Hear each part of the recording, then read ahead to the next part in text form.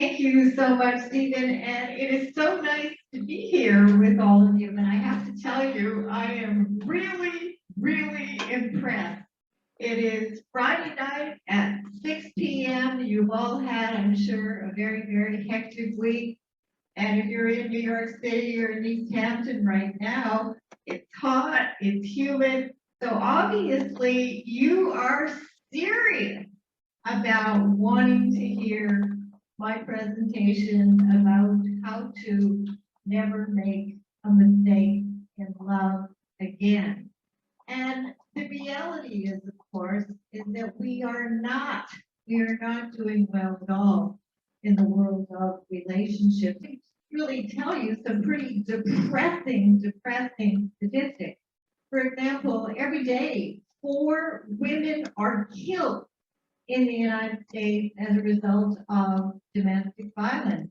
Every year, 1.2 million women are forcibly raped by their current or so-called intimate partner.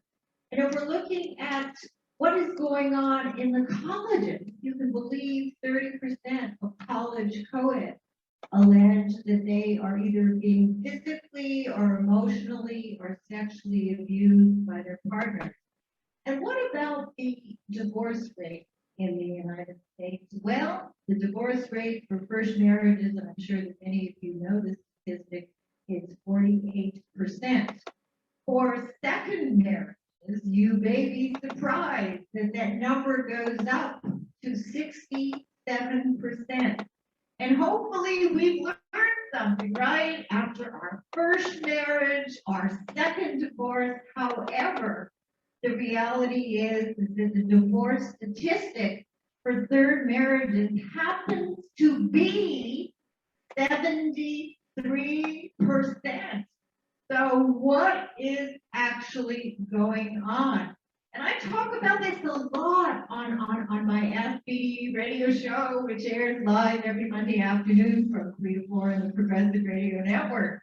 And this is my commentary, I think, about American mental health, because despite all of these self-help books and the relationship books and the love coaches and the therapists and all of the retreats that so many people these days seem to be attending or wanting to attend, these statistics are continuing to soar. So the real question is, why is this happening? And much, much more importantly, what is it that we actually need to do, not just to think about, not just to fantasize about, but actually to do to never make a mistake in love again? And for those of you who've read my bio, you know that I've been a psychotherapist, a sex therapist now for over 35 years. I treat and have treated over the years people from every walk of life: rich, poor, black, white, Hispanic, educated, not educated, gay, straight, bi, trans. And what I have actually discovered is that there are 3 things, only 3 things, that these are really important things that we all need to do if we ever hope to find and maintain and sustain a healthy relationship. So are you ready to hear the 3 things that hopefully you are going to want to do to change the trajectory of your relationship life? So number 1, each of us needs to be in a really good place emotionally, and psychologically, and psychiatrically. We need to be willing to deal with our own stuff, our own unfinished business, our own what I call skeletons in the closet, our depression, our early traumas typically stemming from our family of origin, our substance abuse, our depression, our anxiety, our sexual issues. And as I used to tell my daughter Jordana when she was a little girl, and of course she heard her mom talking about relationships, I probably talked too much about relationships when she was growing up. that the relationship really needs to be the icing on the cake. We need to be the cake. We need to be solid. Our foundation really needs to be solid. So I'm going to give you a couple of examples of patients that I am actually currently treating, and of course I'm going to change the demographics to keep the anonymity, something that of course is very important. Patient number one, her name is Barbara. She grew up in a very, very abusive home. Her mother was mentally ill. She was physically, emotionally, mentally, and also sexually abused by both of her parents. So when she was 20 years old, the first possible thing that she wanted to do, of course, was to get out of this crazy house. And so she did. What did she do? And this is not about blaming anybody. This is about understanding how our history really impacts our present. So Barbara meets this young man, and within a very, very short period of time, they get married. And within the first year, they have a child. And of course, you may be curious to know what kind of a relationship Barbara found herself in. Well, the relationship happened to be an abusive relationship, physically, emotionally, sexually, and mentally.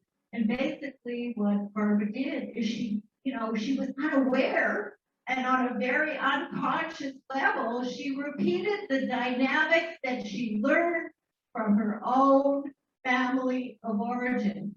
So after 5 years, Barbara had a lot of courage, and she was able to exit the relationship. She was single, she was a single parent, and a couple of years later, she meets a man, and she is wildly attracted to this man. He's a lot older than her. He's charming, he's suave, he's really, really successful. The chemistry is unbelievable. They dated for a couple of years, and even though she told me after the couple of sessions that we had, he happened to be married, but she put that aside, and he promised her that he was going to get a divorce. Well, that divorce did not happen for many, many years, and finally, when he did divorce his wife, they got married. And what kind of a marriage did this turn out to be? Well, he continued to have extramarital affairs. He sexted, he texted, he hurt her physically, he hurt her emotionally and verbally and mentally. And he actually just, at the end of the marriage, if you could believe it or not, he got a restraining order on her, claiming that she was an abusive mother to the children. In fact, they had a son together during the first couple of years of the marriage. So this was the end of the second marriage, and it took Barbara, some time to collect herself emotionally and financially in order to be able to leave. So here we have a repeat performance from her family of origin, marriage number one, marriage number two, basically identical dynamics. So this summer, I was giving a Never Make a Mistake in Love Again presentation at the East Hampton Library. And Barbara saw the advertisement, and she gave me a call. And Barbara is amazing. She's been working with me on a regular weekly basis, and she understands now, for the first time in her life, how her history really impacted the choices that she made. And the really great news that she was in when she started therapy with me, yet another abusive relationship with a man who was continually cheating on her with other women. So she got rid of him, and she was saying to me just a couple of days ago, for the first time in her life, she's starting to understands what the issues were. And Barbara is someone who I really, really respect, who has been willing, is continuing to be willing to acknowledge, address, and resolve her own issues so that she is then going to be able to move forward in her life and in her relationships. So again, there is no shortcut, my friend.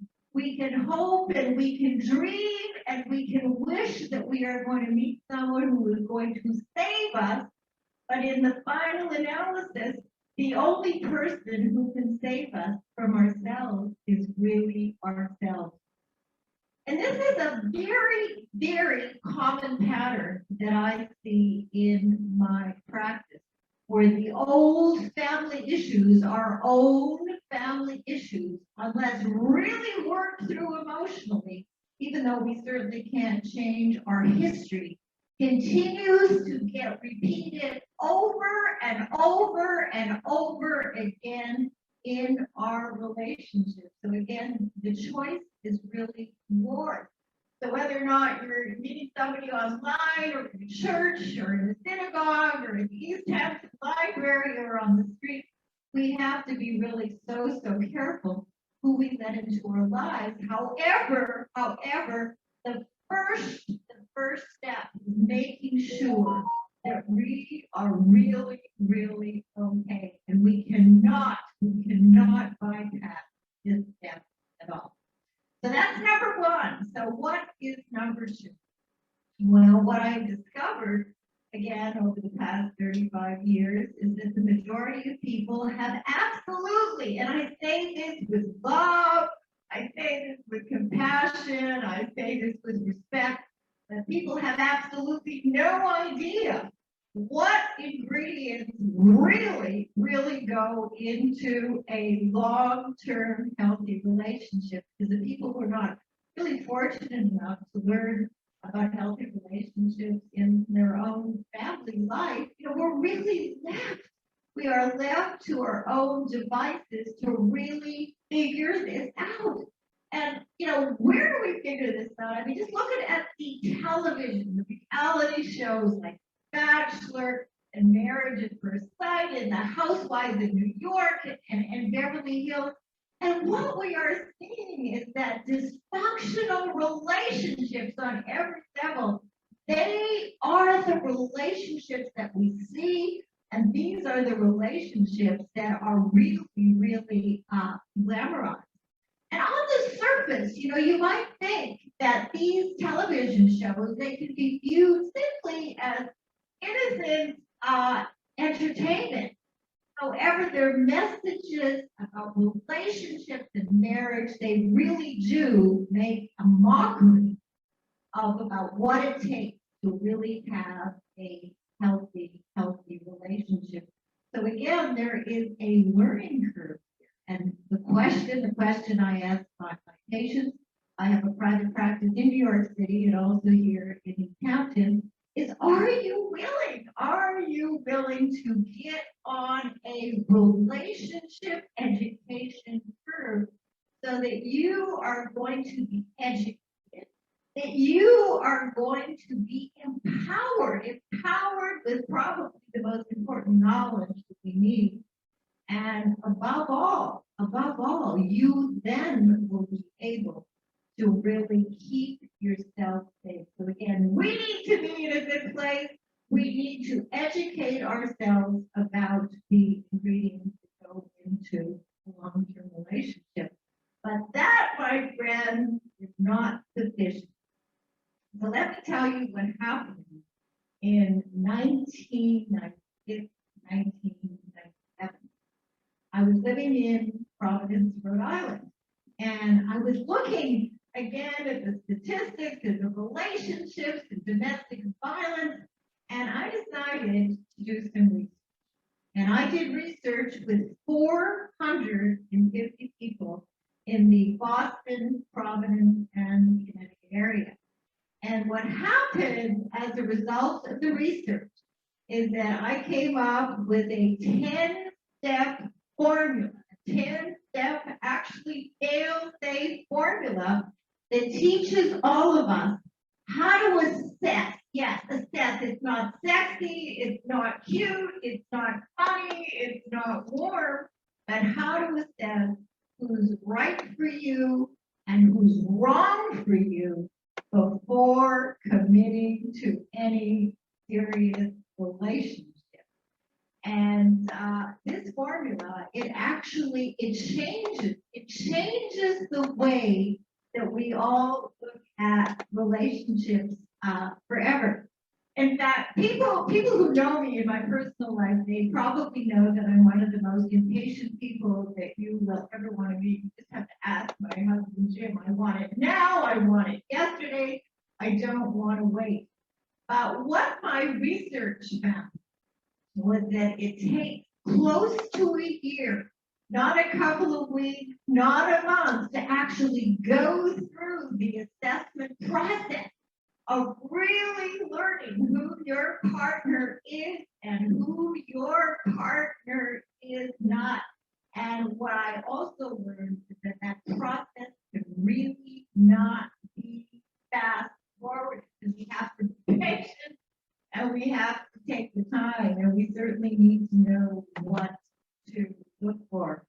And I'm going to go through my formula with you. And again, before I did the research and before I came up with the formula, which culminated in my book that I wrote for my daughter Jordana, For Better, For Worse, Forever, Discover the Path to Lasting Love, I would meet somebody, because I think I used to be a very, very spontaneous kind of a person.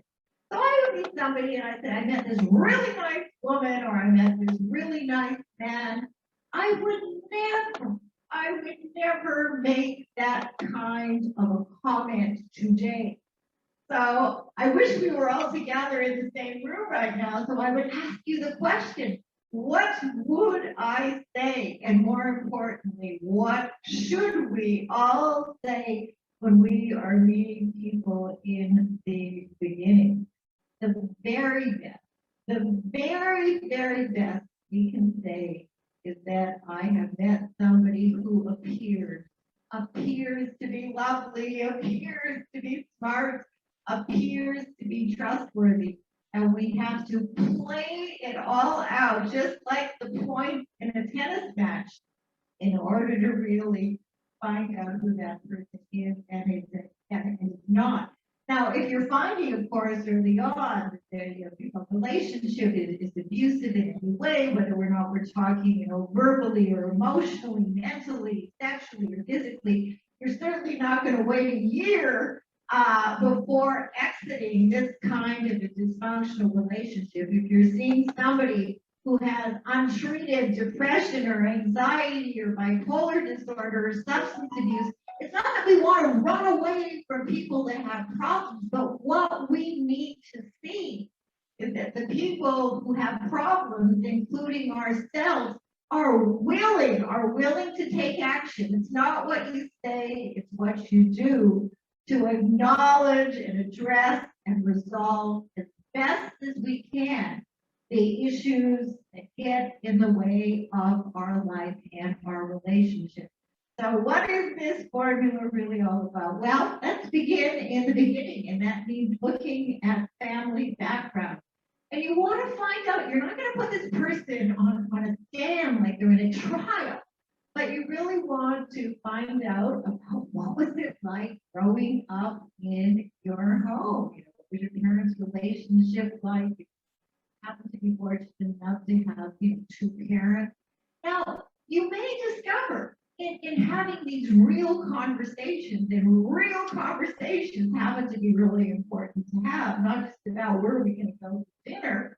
I mean, you're not going to toss somebody away because they were unfortunate to grow up in an abusive family where there was maybe not love, where there was substance abuse, where there may have been abuse of any kind, where communication was terrible.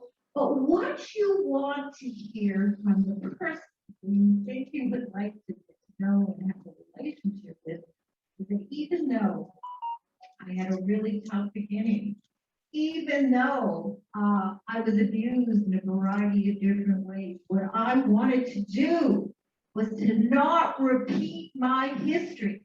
I went to therapy, I took courses, I read books because I did not want to end up like my mom or dad. And of course, the proof is going to be in the pudding, but those are the kinds of things that you want to hear. Of course, you also want to hear those things from yourself, that you have done the work. And oftentimes, it's really, really tough work to work through the old issues.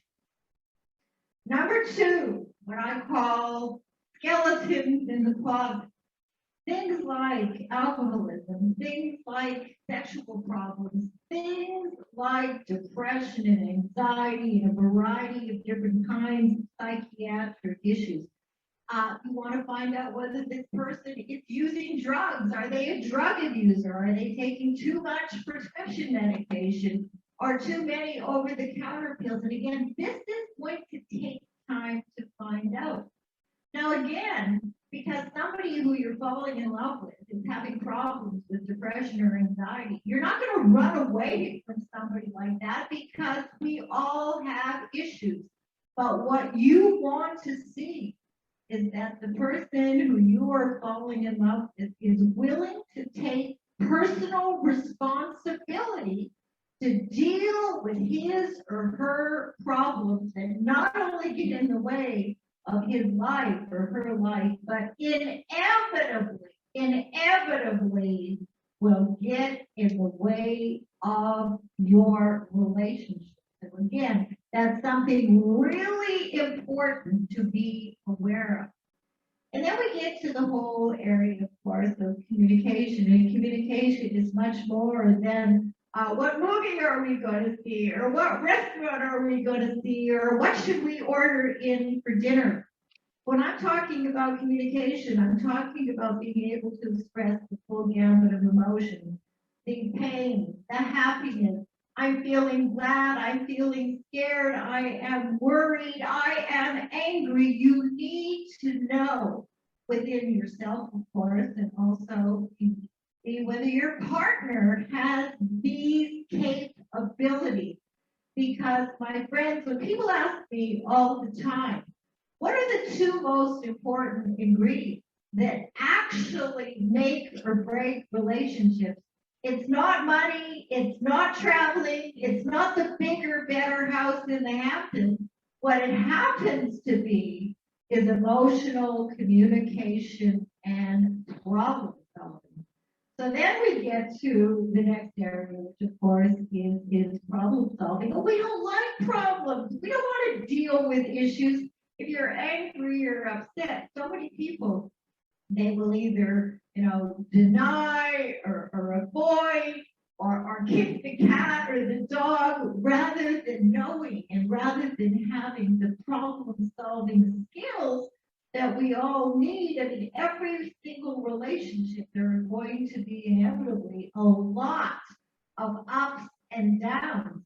And we need to learn, and we need to be sure that we have a partner who is willing to learn the emotional communication and problem solving skills. And things are going to come up. And so many people will say, well, I don't want to rock the boat.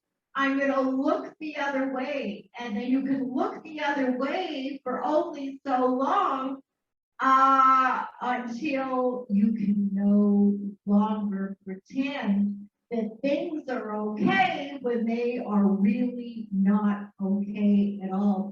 So I think it's a really good thing to be able to see, how you and your partner are going to react when disagreements do arise. So these are the kinds of things in your assessment that you really do need to look for. And then we get to an area, of course, which I call intimacy. Now, I'm not talking about sex at this point. I'm talking about emotional intimacy. I'm talking about caring and sharing and loving and compassion and trust.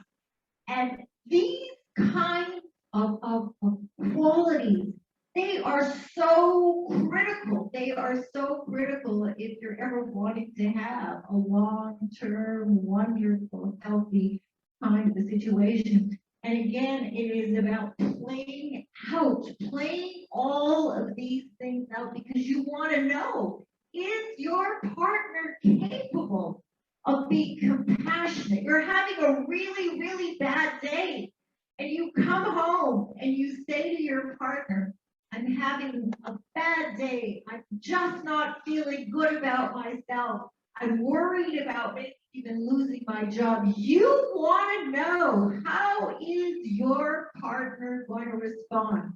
Is he or she going to say, oh, come on, shut it out. You're just overreacting. Why not have a glass of wine? I don't want to talk about this. You worry about this kind of thing all the time. These are the things that you really need to find out about your partner and what kind of response you and your partner have when things are tough. And again, with trust takes a long, long time to evolve and develop. And we need to be really sure, especially if we want to commit to somebody long term, that we are able to trust our partner and it is not looking the other way. I can tell you about another patient that I have been working with for actually quite some time. And this is somebody, and of course I'm going to definitely change all the information about her. This woman is known around the world, and she is rich, and she is famous, and she is highly, highly educated. And she met a man 10 years ago. And she immediately, according to her, she madly, madly was in love with him. They were living in different states, and they wrote wonderful, magical, romantic letters to one another for several months before getting together. And within a very, very short period of time, less than a year, they decided to get married. She had been previously divorced as well as he. They had both been divorced. He'd been divorced for a number of years. She had been divorced only for a couple of years. So the relationship began in a very interesting way. She discovered early on that he had a porn addiction. And she would come into his office and she would see him on the computer, and he would quickly try to delete, the images that he was looking at. But what was her reaction? Her reaction was that if he loved her enough, and if she loved him enough, that she would be able to break his pornography addiction that she knew about before they even got married. Well, fast forward 10 years, the pornography addiction never changed. And not only did he have, and does he have, pornography addiction, he was regularly sexting and texting to many women over the 10-year period. Now, this woman happens to be a very, very religious woman, and we had many debates and many discussions. And I said, listen, I accept, I respect your religious beliefs. The bottom line for her was that if she loved him enough, that she was going to be able to save him. And of course, I would say to her, listen, I'm coming from a different place. This is an abusive relationship. He is abusing you emotionally and mentally. She was becoming more and more depressed. She was starting to develop all kinds of physical symptoms as well. But she was determined that her religion and her beliefs was going to save him and was going to save the marriage. Well, fast forward to a couple of months ago, the couple, they are getting a divorce. It was he who wanted the divorce. And unfortunate thing, not only were they getting a divorce, which she really needed to do a number of years ago, what happened before the marriage, and in fact, a couple of hours before her wedding ceremony, an assistant of her husband brought in a prenuptial agreement that she had never read. So she was madly in love, finishing off her makeup, getting ready to be married. She signed a document that she didn't read.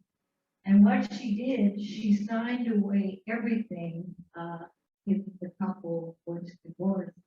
And the prenuptial agreement was ironclad, and she's going to be walking away from her marriage basically with nothing. Her husband happens to be a billionaire, and so she ended up losing everything. But in looking at this entire relationship from the beginning, the signs were all there. And because she was in love, and because she had gone through a difficult divorce, and because she was impressed with her soon-to-be husband, his wealth and his power and his planes and his boat, she looked the other way. And that's something I really, if nothing else, I want to convince you, we can never look the other way if we want to protect ourselves. We get to the seventh area that we need to talk about and we need to look at, and of course that is sex. And these days, people, believe it or not, even though pornography sites, I mean, the numbers are just absolutely amazing how many billions of people are on the porn sites. But in fact, in people's bedrooms, we are really not doing all that well. In fact, there was a study at Pittsburgh Western Psychiatric Hospital looking at couples, and these were not couples, but these on a conscious level, who were in therapy. 50% of the women had difficulty becoming aroused, an additional 35% of women had difficulty experiencing orgasm, 15% of women were able to experience orgasm under any circumstance at all. It was very interesting. A third of the men had premature ejaculation issues, and between 45 to 65% of these men had issues with erectile dysfunction. So if you're finding that there are sexual issues in your relationship, again, are you willing, are you both serious about acknowledging, addressing, and resolving, and finding out what is it that is really going on? And of course, again, if you're feeling depressed and if you have a lot of old issues and baggage, that definitely will be things that get in the way of your being able to enjoy sex life.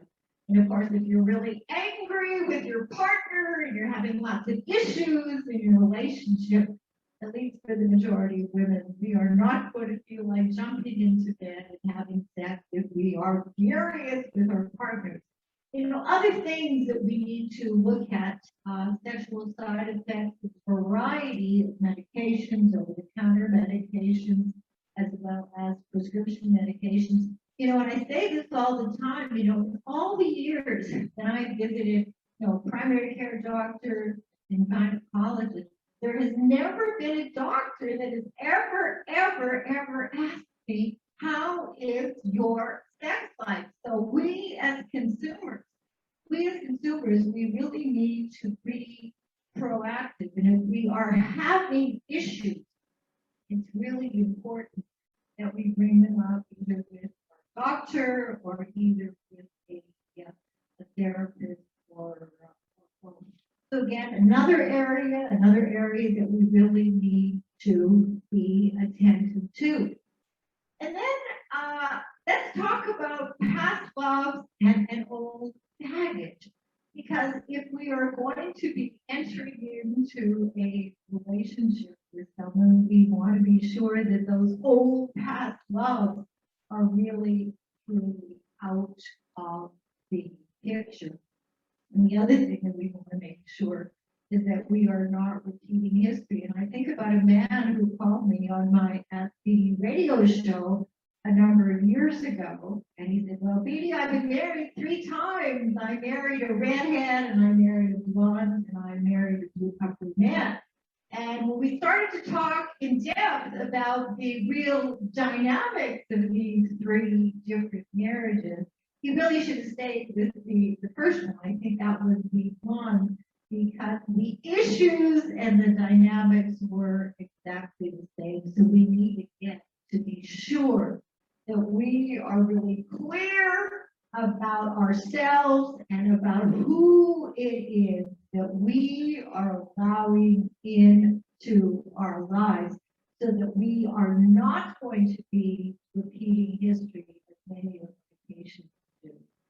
And then we're looking at things like really unromantic things like money and lifestyle and where we want to live, and do we want to have children, do we not want to have children, things like values, really how compatible, for example, are you intellectually and educationally, and do you share similar goals and values and lifestyle and religious beliefs and money worries or concerns and views and children and careers and all of these things? You know, as you can say, these are not things that you can talk about in 1 or 2 days. So it is going to take time for you, for all of us, to find out where our partners stand on all of these different issues. And the final chapter in my book is being realistic. There's no such thing as the perfect partner. You're not perfect. I'm certainly not perfect. None of us are perfect. But then there are 3 questions. There are 3 important questions that we all need to ask ourselves. Question number 1. What is it that I want and need in a long-term relationship? And I really suggest to people that you write this down. In fact, at the end of every chapter in my book, there are written exercises. And I think it's really important, you know, to take some time and think about and write down your answers and your thoughts about the entire relationship, the 10 different ingredients that you're needing to be looking at. So what I want and need in a relationship. The second question is what I do not want and need in a relationship. You have to really be honest with yourself. And then the third question, probably the most important question, is describe my relationship. Describe the reality of my relationship. What I want, what I don't want, and what I have got. Now, obviously, we are all going to have to make some compromises in our life and in our relationship. But there are certain compromises that should never, ever, ever be made under any circumstances. You know, for example, if you're with a substance abuser, I mean, that is not going to go well for you. It's not going to go well for you in the present, and it's not going to go well for you in the future, especially if this person has no interest at all in acknowledging, addressing, and resolving the issues. Also, somebody who has a variety of psychiatric issues and who is unwilling, and will not receive help. It will be a nightmare for you if you are dealing with somebody who has psychiatric issues, who is just not going to do anything about it. And of course, abuse of any kind, whether or not we're talking about verbal abuse, or physical abuse, or mental abuse, or sexual abuse. No, you must never, ever make any compromises at all. I have a patient who I love dearly. In fact, I love all my patients because people who work with me, they are serious stewards. In fact, that's the first question that I ask people when they're calling for therapy: are you serious? Because if they're not, I have no interest in working with people who are really committed to doing the work. So this one patient of mine, she says, well, he's only abusive occasionally. And I said to her, poison is poison. A little bit of poison is still poison, and a little bit of poison will inevitably kill us one way or the other. So again, it's about really being honest with ourselves. And I know that people are lonely. There is a loneliness epidemic in this country. We want to connect. Connections are critical, absolutely critical to our physical and our emotional, psychological well-being. But we need to be careful. We need to be careful. And this is why I did the research. This is why I wrote the book. This is why I go around the country trying to convince people, to educate people that we need to take some real personal responsibility and really be committed to learning this. And I know that this is all pretty heavy, and it is not fun, and it is not easy. And when I do intros on various different shows, I'll say in kind of a cutesy way, well, there's only 3 things that you need to do to never make a mistake and love again. But as you can see, as you've heard, these 3 things, these are really, really big things. So just to summarize again, each of us needs to be in a place emotionally, psychologically, psychiatrically, and work through best as we can the issues that get in the way of our life and our relationships, recognizing, of course, that we cannot change our history. I wish there was a shortcut. I wish that behavioral therapy and cognitive behavioral therapy, which I love, I wish that those therapies were sufficient in themselves.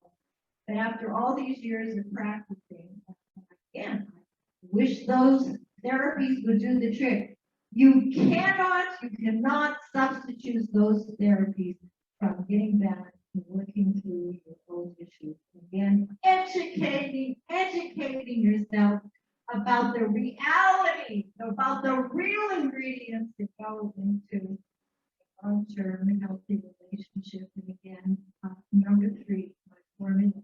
And for those of you who are interested in reading the book, you can buy it on Amazon. Again, the book is For Better, For Worse, Forever: Discover the Path to Love. So listen, everybody. I hope that you have enjoyed this presentation. I hope even more so that it's given you some things to really, really think about.